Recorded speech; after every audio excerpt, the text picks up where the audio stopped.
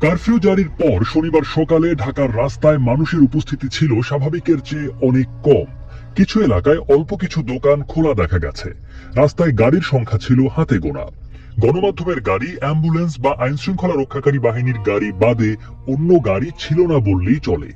CNG চালিত অটোরিকশাও ছিল না রাস্তায়। তবে সব এলাকাতেই রিকশা চলাচল করতে দেখা গেছে। সকাল থেকে ঢাকার ধানমন্ডি, মোহাম্মদপুর, মিরপুর, পল্টন, রাজারবাগ, মগবাজার, হাতিরঝিল, বাড্ডা এলাকার কোথাও কোনো ধরনের মিছিল বা সমাবেশ দেখা যায়নি। তবে রামপুরার পাশে খিলগাঁও রেলগেটের কাছে রাস্তা আটকে বিক্ষোভকারীরা এক জায়গায় জড়ো হন। সে সময় বিক্ষোভকারীদের অনেকের হাতে লাঠি, রড দেখা যায়। রাজধানীর প্রগতি সরণি জুড়ে শনিবারও থমথমে পরিস্থিতি দেখা গেছে। বেলা গড়ালেও নাগরিক চলাচলের স্বাভাবিকতা দেখা যায়নি, বরং জরুরি প্রয়োজনে ঘর থেকে বের হওয়া মানুষকে দুর্ভোগ পোহাতে হয়। নতুন বাজার, বাড্ডা, রামপুরার বিভিন্ন গলিতে মানুষজনের জটলা দেখা গেছে, কিন্তু তাদেরকে মূল সড়কে অবস্থান নিতে দেয়নি আইন শৃঙ্খলা বাহিনী।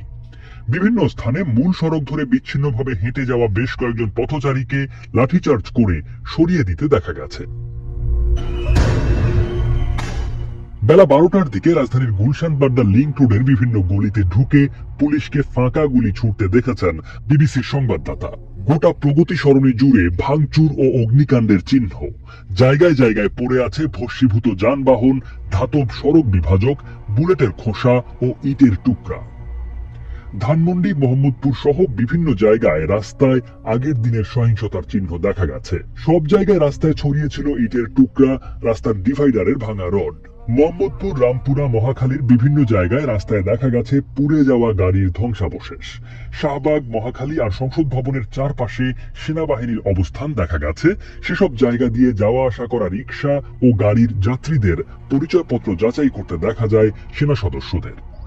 তবে বিভিন্ন জায়গায় সেনাবাহিনীর চেকপোস্ট দেখা গেলেও ঢাকার কোথাও সেনাবাহিনীর কোনো টহল গাড়ি দেখা যায়নি।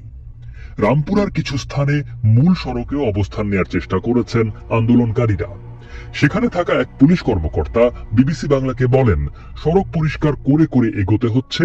রাস্তা চলাচলের অনুকূলে হলে পরিস্থিতি পুরোপুরি নিয়ন্ত্রণে নেওয়া সহজ হতো। স্থানে স্থানে গিয়ে আন্দোলন, বিক্ষোভ দমনে পুলিশই সক্রিয় ভূমিকা পালন করছে বলে দাবি করেন তিনি। জরুরি চিকিৎসার প্রয়োজনে বের হওয়া একজন ব্যক্তি বিবিসি বাংলাকে জানান, রামপুরা থেকে নতুন বাজার পর্যন্ত পায়ে হেঁটে আসার পথে স্থানে স্থানে বাধার মুখে পড়তে হয়েছে। মেডিকেল রিপোর্ট দেখিয়ে ছাড়া পেয়েছেন বলে জানান তিনি। তবে রাজধানীর কারওয়ান বাজার এলাকায় সকালবেলার চিত্র ছিল অনেকটা অন্যান্য দিনের মতোই। শাকসবজি, মাছ সহ নিত্যপণ্যের ব্যবসায়ীদের সকাল থেকেই বাজারে বসতে দেখা গেছে।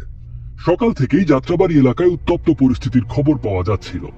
বিকেলের দিকে কমলাপুর স্টেডিয়ামের সামনে বিক্ষোভকারীদের সঙ্গে আইন শৃঙ্খলা বাহিনীর সংঘাত দেখতে পান বিবিসি বাংলার সংবাদদাতা। স্থানীয়রা জানান, মুগদা থেকে রায়েরবাগ পর্যন্ত কয়েক কিলোমিটার এলাকায় বেশ কয়েকটি স্থানে বিক্ষিপ্তভাবে সংঘর্ষ চলছে। যাত্রাবাড়ি মোড়, শনির আক্রা এবং রায়েরবাগ রণক্ষেত্রে রূপ নিয়েছে বলেও উল্লেখ করেন তারা। এসব স্থানে সেনাবাহিনীর উপস্থিতি দেখা যায়নি।